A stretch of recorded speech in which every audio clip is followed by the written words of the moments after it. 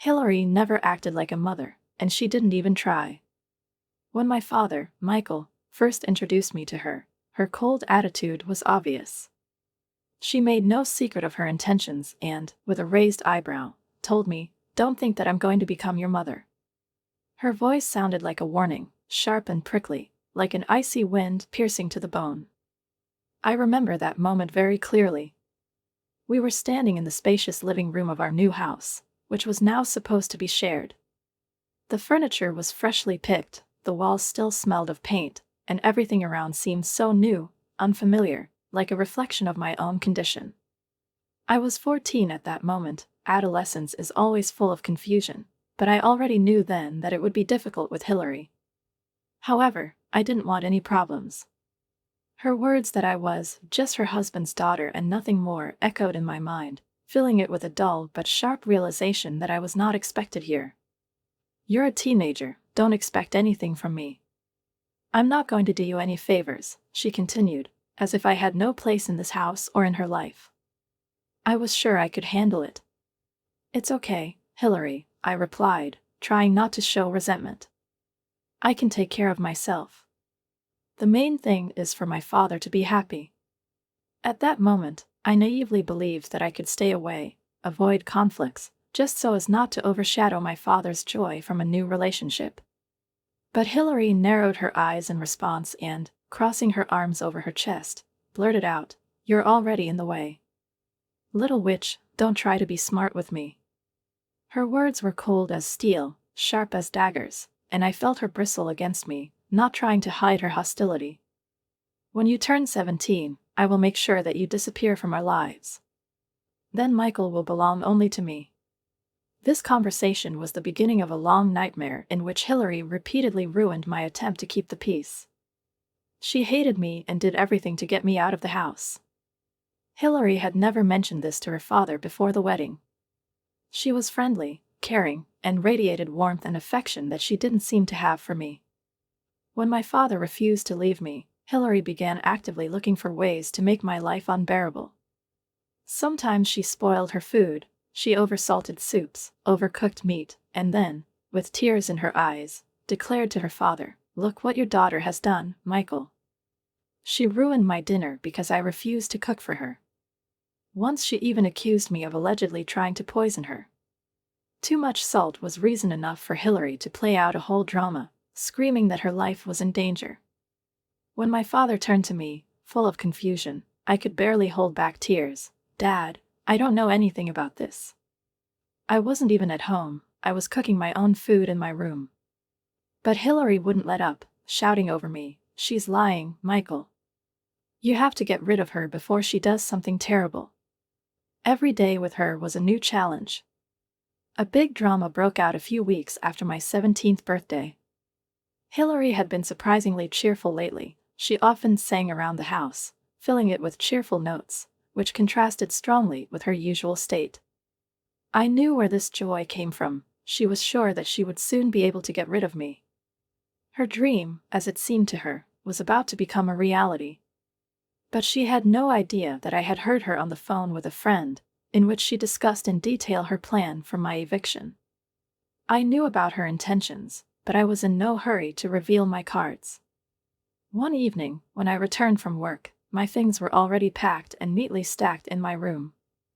Instead of feeling panic or disappointment, I was only surprised. I walked slowly across the room, glancing at the boxes, and with a slight grin turned to Hillary, who was standing by the door, complacently crossing her arms over her chest. "Hey, Hillary," I began calmly, "why are my things packed and waiting for me in the room? Are we going on vacation?" Her eyes narrowed, and there was a cold malice in her voice. "Don't be so smart, Lily. You remember my words," she snapped. "I told you, as soon as you turn 17, I'm going to make you leave. Now it's time for you to go. I even decided to be polite and pack your things to make it easier for you. Do you want to kick me out of my house?" I asked, trying to stay calm. "Oh, no, Lily. This is my house," she said, as if she owned the very ground beneath our feet, as if the walls and roof were subordinate to her alone. "And I don't have to put up with you here anymore. I'll explain everything to Michael later, but you're leaving today. Her face was smug and cruel. She clearly already imagined how the vacated room could be redone to her liking. But I just chuckled softly and, without losing my composure, took the papers out of my bag. Not so fast, Hillary, I said, handing her the documents. You should take a look at these papers. I've been meaning to give them to you for a long time, and just today your words about eviction reminded me of them. She frowned, her confidence faltered, but she still didn't lose her audacity. What kind of papers are these? Why do I need to read them? Why don't you take a look and find out? I suggested, this time with a slight sneer. Hillary sat down, clearly feeling something unkind. Her fingers nervously flipped through the pages, and as she read, her expression gradually changed from bewilderment to shock, and then to anger. She looked up sharply, her eyes flashing. This is an eviction notice. In my name? What the hell is this, Lily? What does it mean? She was beside herself. It means that I want you to leave my house in a month. I said these words with cold confidence. You know, the usual thing is an eviction notice. You can't hand me the eviction papers. This is my home. I'm the boss here. I'm the only one who can kick people out. She screamed, her face flushed with rage. No, Hillary, this is my home, and it always has been. My father was just his keeper until I came of age. Now that I'm 17, the house has officially passed to me. I finished all the paperwork recently. She froze, as if everything she believed in had collapsed in front of her. Her voice became more shrill, almost shrill. No, it's impossible. Michael couldn't just give you this house. This is our joint property, and he couldn't do it without my consent. I shook my head and calmly explained. This is my father's house long before you showed up. It belonged to my maternal grandparents. They left him to me, and my father just took care of him until I grew up. No, it's not. This is a lie. You're lying to get rid of me. Wait, when your father finds out about this, he'll kick you out. Her scream echoed through the house.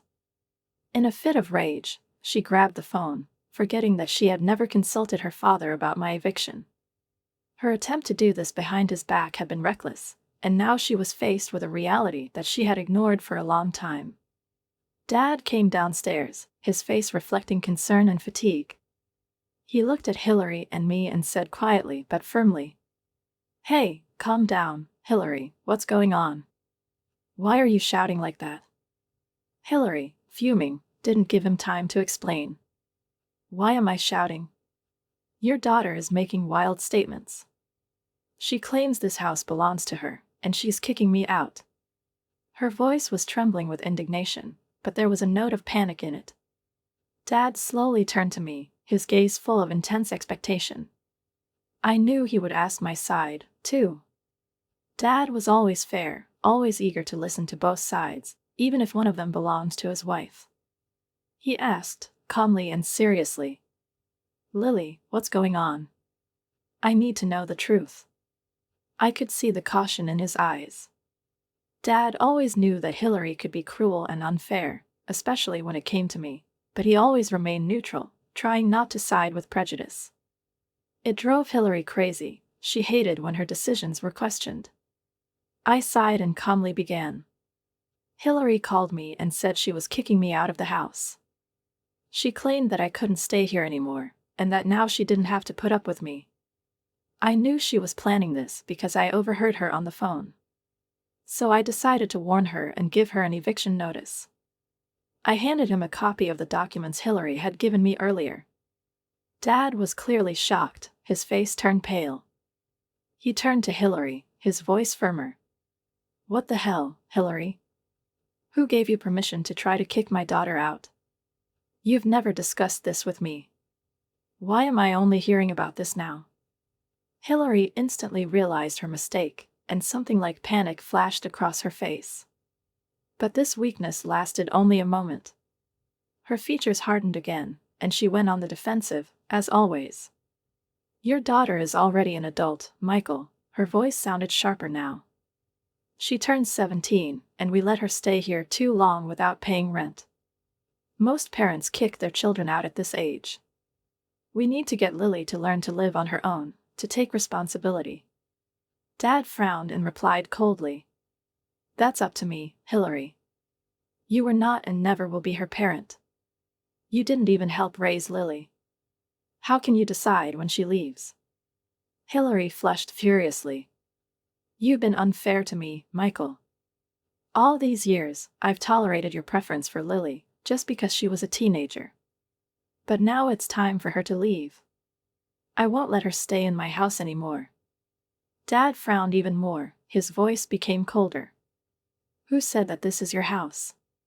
Does your name appear on the documents? This is not your home, Hillary. And even if you were yours, you wouldn't have the right to kick my daughter out. This house belongs to Lily. I always have.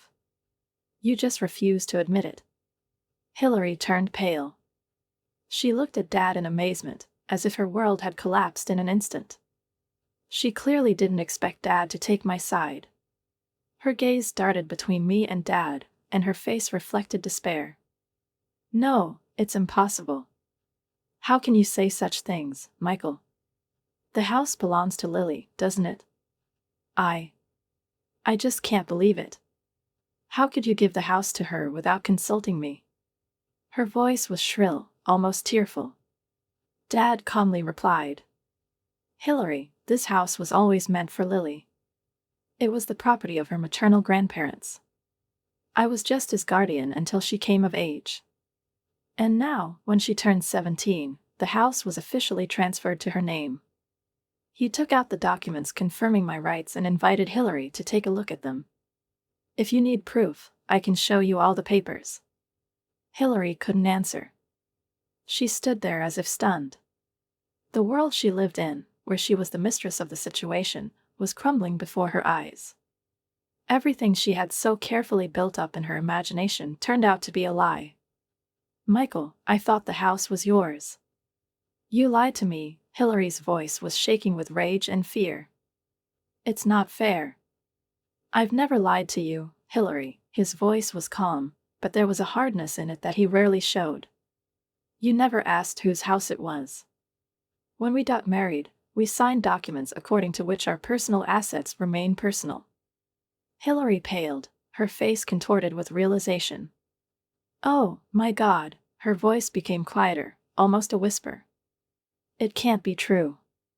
You should have told me, Michael. Her desperation was becoming more pronounced.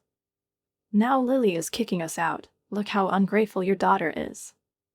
I stepped forward, decisively cutting off her tantrum. I'm not kicking you out, Hillary. This is about you alone. You can't live in my house anymore. I could have let you stay, but after you tried to kick me out, I changed my mind. You have to leave.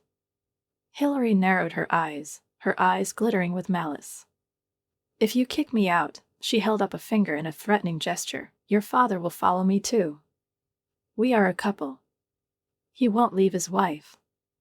My father, who had been standing quietly all this time, suddenly laughed out loud. It was not the laughter of a cheerful person, but a laugh full of bitter realization. Actually, no, Hillary, he replied, and his voice was like a thunderclap. I'm not following you. I will stay here and take care of my daughter. I've been thinking about the divorce for a long time, and what you did today sealed the deal. I'll apply tomorrow. Be prepared for this. Hillary froze as if she had been hit. She tried to stay afloat in this storm of words, but her breathing became ragged. Are you going to divorce me? Do you want to leave me for your daughter? You can't do this. Her father didn't answer her right away. He looked at her with the bitterness that had accumulated over the years. Yes, I can, Hillary. Did you think that I would forgive you for torturing my daughter for 4 years? Absolutely not. I was hoping that you could change, but now I see that you will always remain toxic. I don't want to see someone like you in my life or in Lily's life anymore. Hillary took a step back, her face contorted with pain, as if she had been stabbed with a dagger. She had never expected to hear such words. Usually, my father was a man who avoided conflicts, preferring silence and compromises. But this time his determination was clear, and it only increased her panic. She began to argue with him, her voice rising more and more until it turned into a hysterical squeal. I decided to leave them alone, giving my father the opportunity to calmly end this endless quarrel. I quietly went up to my room, trying not to get involved in this endless stream of accusations and excuses. For an hour I heard them arguing downstairs. Hillary screamed, cried, accused her father of injustice, and he, keeping calm, explained his reasons. Her screams grew louder and her father's voice became quieter, but the firmness in his words remained unchanged. Finally, their quarrel was over. Dad came to my room. I saw how he looked a little sad. His eyes were full of heavy thoughts, and he avoided my gaze as if he was ashamed of something. He sat down on the edge of my bed and said softly, "Lily, I know I owe you an apology. I'm sorry, dear. I should have protected you better from Hillary. I thought that if I was honest and avoided quarrels, things would get better somehow. I was wrong and only made the situation worse." "You don't have to apologize, Dad," I tried to calm him down, but he seemed lost in thought. "I know you loved Hillary. She wasn't always like this. People change, and sometimes it doesn't immediately become obvious." Dad smiled sadly, looking at me with a little pride. "You've grown up, Lily. I wish I had done it differently. Brought this woman into our lives. But what's done is done. I forgive you, Dad. You tried your best, and I don't hold a grudge against you." He thought about it before answering. "Do you really want to divorce Hillary? I'm not judging you if you decide to do this, but I just want to know." The father, who always avoided harsh decisions, nodded. "Yes, Lily, I want to divorce her. I can't live with this woman anymore. Her true face came as a real shock to me, and I don't want to put up with her in our lives anymore. Hillary really wasn't the right person for my father. Everything she had done over the years had only reinforced that feeling, and he clearly understood that. Our conversation the night before brought me a strange feeling of calm when I went to bed. I knew that Hillary would soon be gone from our lives forever, and this thought enveloped me with warmth. I hoped she would learn a lesson from this for the rest of her life. But the next morning, everything didn't go at all as I expected. When I went downstairs, I found Hillary in the kitchen, where she was busily cooking something. This was completely uncharacteristic behavior for her. I couldn't remember a time when she would have shown the slightest interest in our household routine, much less in cooking. Her behavior seemed almost theatrical. She gave me warm glances, as if everything between us was completely fine, as if last night didn't exist. "Good morning, Lily." Her voice was surprisingly soft, almost sweet. "I made you breakfast. Your favorite is scrambled eggs with bacon and toast." Even my father, who was passing by, gave her a strange look, and then looked at me questioningly. It was a moment of complete awkwardness. Breakfast continued in deathly silence, and I felt like I was in someone else's house. When we had finished, I said politely, "Thanks for breakfast, Hillary. But you don't have to do that. I can cook my own food, as I have been doing for the last 7 years. There is no need to suddenly change anything." Hillary smiled, but her eyes remained strained. "What nonsense are you talking, Lily? I'm happy to do this for you. Eating together can bring us closer as a family." "A family?" Those words made my stomach clench. What's the point of that? "We're not going to be a family anymore." I looked at her directly. "You should have done this years ago. It's too late now." She glanced at her father, her voice suddenly becoming playful, as if this was just another family quarrel that would be resolved in her favor. "Oh, come on, Michael, don't be so hard on me," her voice purred. "I'm trying. I'll do it, I promise. I'm going to start being a better parent for Lily. We will become the best mother and daughter duo. Isn't that right, Lily?" I could barely keep from laughing. Her attempts looked so ridiculous and insincere that I didn't even know how to react. The father just sighed softly, his face expressing exhaustion. I don't think so, Hillary. First of all, I'm 17 and I don't need a new parent. I'm paying my bills and I'm going to college soon. And secondly, you have never been and never will be my mother.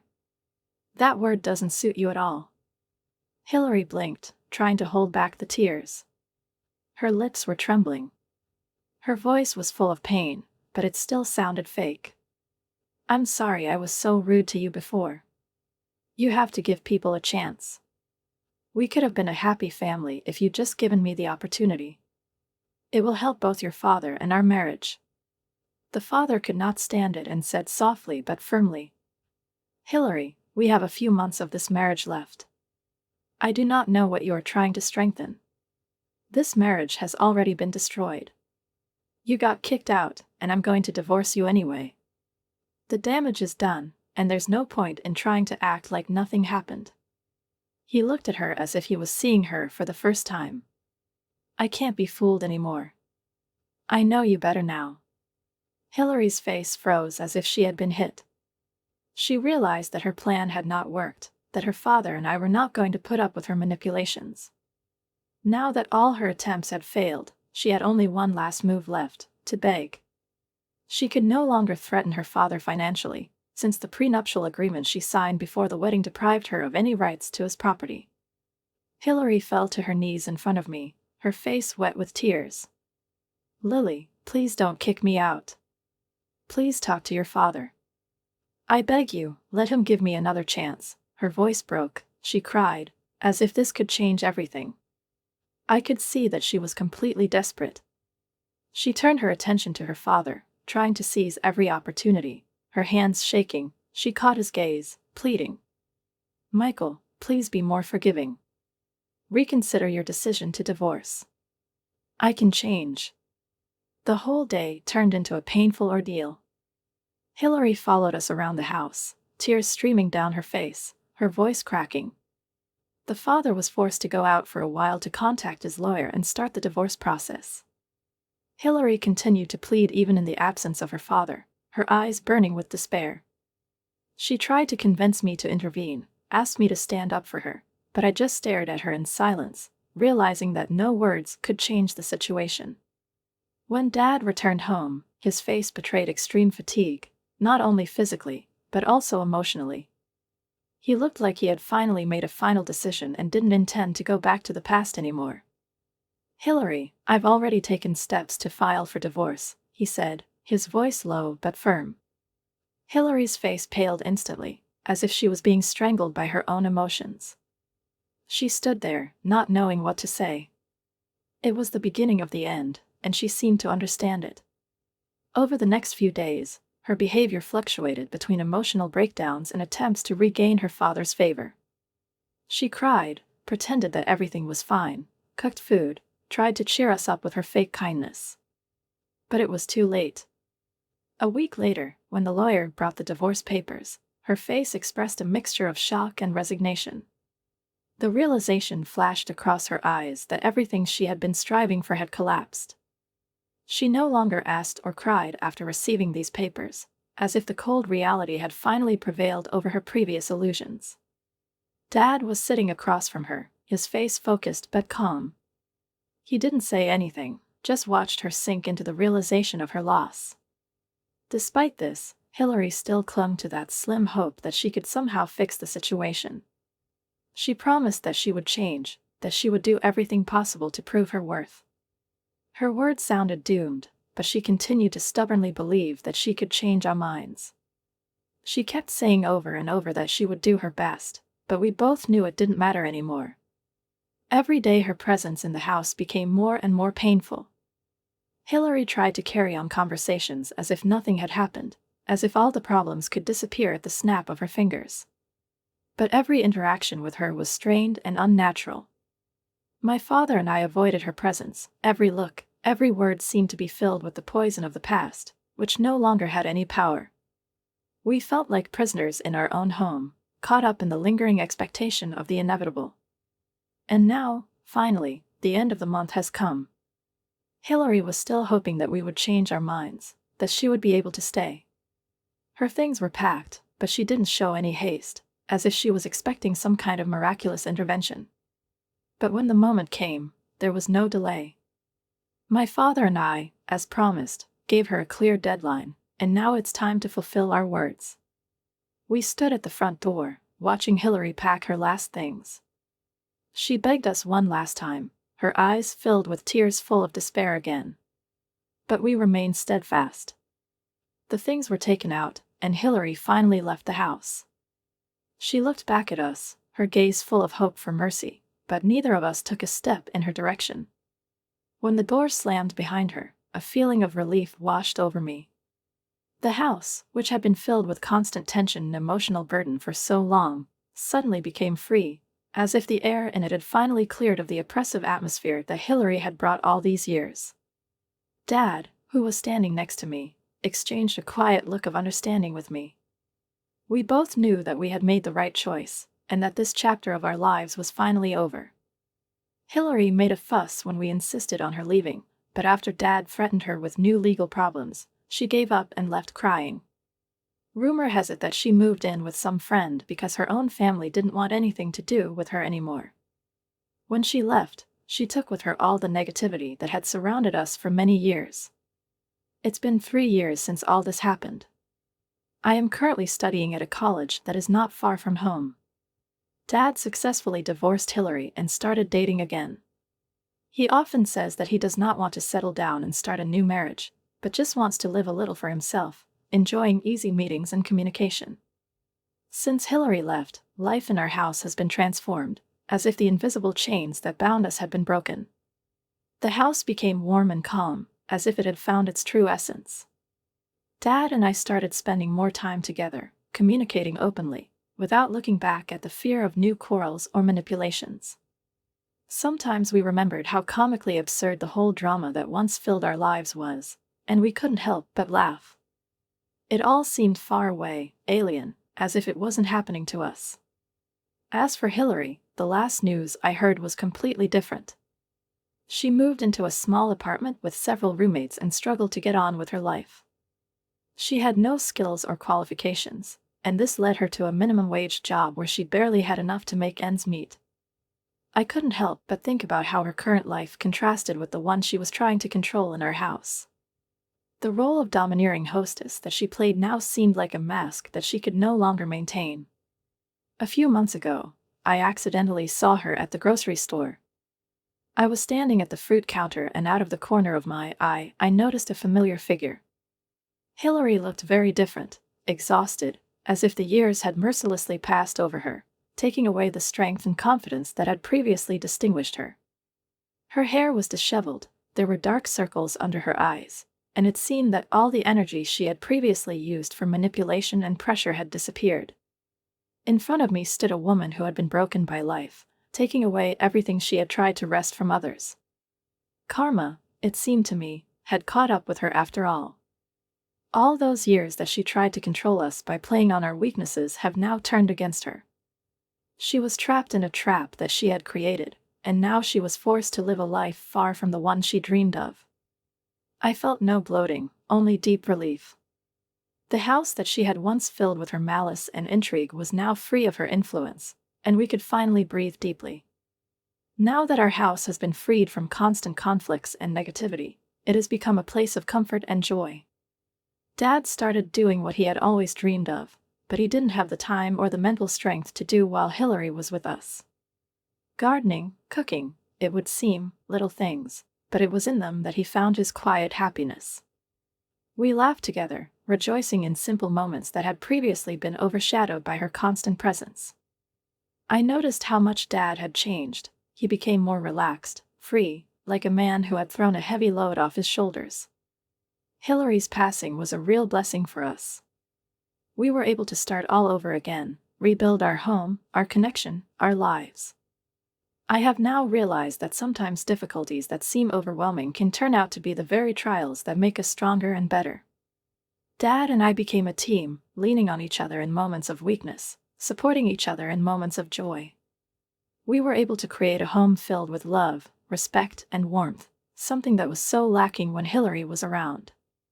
As for Hillary herself, I hope that, despite everything, she has learned something from her mistakes. Her life has become much more difficult than she could have expected, and I believe that this life lesson could help her understand that happiness cannot be built on lies and manipulation. Life, in the end, always finds a way to restore balance. The latest news about her was disappointing. She was still struggling to make ends meet. Her current life seemed hard and full of difficulties, and looking at it from the outside, I couldn't help but think that maybe these were the very lessons she should have learned. Although I do not wish her any harm, I sincerely hope that she will be able to change her life, find the strength to live honestly and sincerely, as perhaps she should have started doing many years ago. For Dad and me, these 3 years have been a time of growth and recovery. We began to appreciate each other more than ever, and this, of course, had its own grace. The hardships we've been through have made us stronger, and now I know that despite all the challenges that may come our way, we can overcome them together.